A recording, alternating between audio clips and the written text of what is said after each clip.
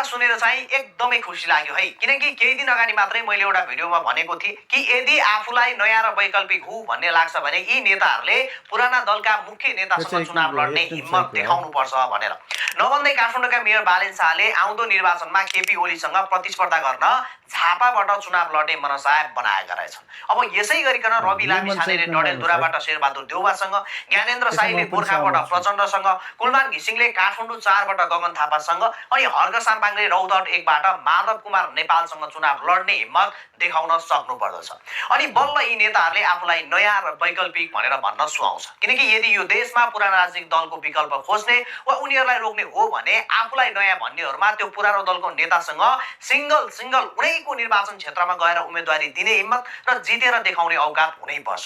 यदि 5 जना पुराना दलका नेतालाई अहिलेका नयाँ भनिएकाले हराउन सक्यो भने त्यो दिन सिंगो पुराना दल नयाँसँग